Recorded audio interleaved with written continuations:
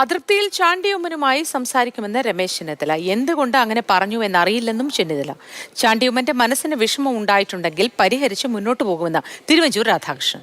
അതേസമയം ചാണ്ടിയുമ്മനെ എന്തെങ്കിലും അതൃപ്തി ഉണ്ടെങ്കിൽ പാർട്ടി നേതൃത്വത്തോട് പറയട്ടെ എന്ന് രാഹുൽ മാങ്കൂട്ടത്തിൽ MLA. താനല്ല അതിന് മറുപടി നൽകേണ്ടതെന്നും രാഹുൽ.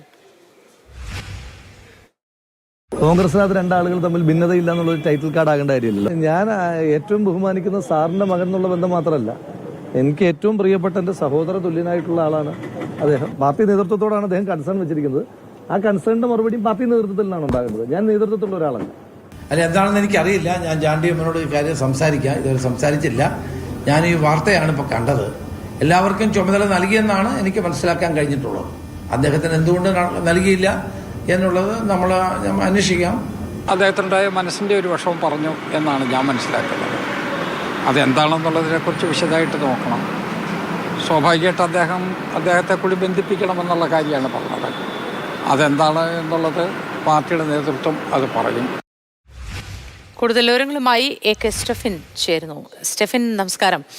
ഈ കോൺഗ്രസിനുള്ളിൽ ഇത്തരത്തിൽ വളരെ പരസ്യമായ ഒരു കാര്യം ചാണ്ടി ഉമ്മൻ പറയും എന്ന കാര്യത്തിൽ തീരെ പ്രതീക്ഷയുണ്ടായിരുന്നിരിക്കില്ല. എന്തായാലും മുതിർന്ന നേതാക്കൾ ഒരു സമവായ ചർച്ച എന്നോണം കാണാനിരിക്കുകയാണോ? മോത്തി, ഇന്ന് ചാണ്ടി ഉമ്മൻ പറഞ്ഞ കാര്യങ്ങൾ മുൻപ് പാലക്കാട് തെരഞ്ഞെടുപ്പുമായി ബന്ധപ്പെട്ട് അല്ലെങ്കിൽ ഉപതെരഞ്ഞെടുപ്പുകളുമായി ബന്ധപ്പെട്ട് അന്ന് പുറത്ത് പറയാതെ അദ്ദേഹം ജാഗ്രത പാലിച്ചിരുന്നു. എന്നാൽ ഇപ്പോഴും മനസ്സിനുള്ളിൽ ഭിന്നതയുണ്ടെങ്കിൽ രാഹുൽ മാങ്കൂട്ടത്തിലൊക്കെ അത് പുറത്ത് പറയാതെ ഒരു ജാഗ്രതയോടു കൂടിയാണ് ഈ സംസാരിക്കുന്നത്. പക്ഷേ എന്നാലും ഇത് അധിക ഗൗരവത്തോടു കൂടി പാർട്ടി കാണേണ്ടതുണ്ട്.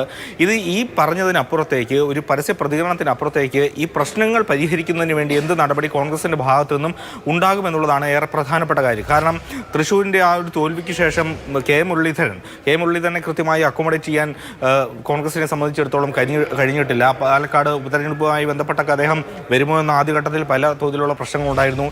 ചാണ്ടിയുമ്മൻ അവിടേക്ക് ഒരു തവണ മാത്രമാണ് പാലക്കാട് വന്നത്. അങ്ങനെ ഇപ്പോൾ വലിയ തോതിലുള്ള പ്രശ്നങ്ങൾ ഈ പാർട്ടിക്കകത്ത് നിൽക്കുന്നുണ്ട്. ഏതെങ്കിലും തരത്തിൽ ഒരു കൂടിയാലോചനയ്ക്കോ ഒരു ചർച്ചയ്ക്കോ ഒന്നും തന്നെ ഇതുവരെ വേദി തുറന്നിട്ടില്ല എന്നുള്ളത് തന്നെയാണ് നമുക്ക് മനസ്സിലാക്കാൻ കഴിയുന്നത്. അതുകൊണ്ടാണ് ഈ ഒരു പ്രതികരണങ്ങളൊക്കെ പരസ്യമായി ഈ ചാണ്ടിയുമ്മനിലൂടെയൊക്കെ തന്നെ പുറത്തു വരുന്നത്. അതുകൊണ്ട് തന്നെ ഇതിനെ അതീവ ഗൗരവത്തോടു കൂടി പാർട്ടി നേതൃത്വം കാണേണ്ടതുണ്ട്. ഏതായാലും നിലവിൽ ഒരു കാര്യം ഉറപ്പാണ്. അതായത് കെ സുധാകരൻ്റെ മാറ്റവുമായി ബന്ധപ്പെട്ട് ചാണ്ടിയുമ്മൻ, അതോടൊപ്പം തന്നെ രമേശ് ചെന്നിത്തല, കെ മുരളീധരൻ, ശശി തരൂർ അടക്കമുള്ള പ്രധാനപ്പെട്ട നേതാക്കളൊക്കെ എടുക്കുന്ന ഒരു നിലപാടുണ്ട്. തൽക്കാലം ഏതായാലും കെ സുധാകരൻ മാറേണ്ടതില്ല. അങ്ങനെ മാറ്റം ആവശ്യമുണ്ട് എങ്കിൽ ഒരു പക്ഷേ VD സതീശനെ തന്നെ അത് ബാധിക്കുന്ന തരത്തിലേക്കൊക്കെ ഒരു പക്ഷേ അത് മാറിയേക്കാം. ഏതായാലും അത് തള്ളുമ്പോൾ VD സതീശൻ്റെ എതിർപക്ഷത്ത് വലിയ തോതിൽ ഒരു എതിർച്ച രൂപപ്പെടുന്നു എന്നുള്ളത് തന്നെയാണ് പ്രധാനമായും കാണേണ്ടത്. കെ സുധാകരൻ മാറേണ്ടതില്ല, അത്തരത്തിലൊരു അഭിപ്രായമില്ല എന്ന് പറയുമ്പോഴും എല്ലാവരെയും ഒരുപോലെ പരിഗണിക്കുന്ന നേതൃത്വം ആവശ്യമാണ് എന്ന് ചാണ്ടിയുമ്മൻ പറയുന്നുണ്ട്. തീർച്ചയായിട്ടും. അതായത് അദ്ദേഹത്തിന് ഏറ്റ ഒരു അവഗണനയെ പറ്റി ചാണ്ടിയുമ്മൻ കൃത്യമായി തന്നെ പറയുന്നുണ്ട്. പ്രത്യേകിച്ചും പാലക്കാട് ഉപതെരഞ്ഞെടുപ്പുമായി ബന്ധപ്പെട്ട് ചാണ്ടിയുമ്മന് കൃത്യമായ ഏതെങ്കിലും തരത്തിലുള്ളൊരു ചുമതല നൽകിയിട്ടില്ല എന്നുള്ളത് തന്നെയാണ് ചാണ്ടിയുമ്മൻ പറയുന്നത്.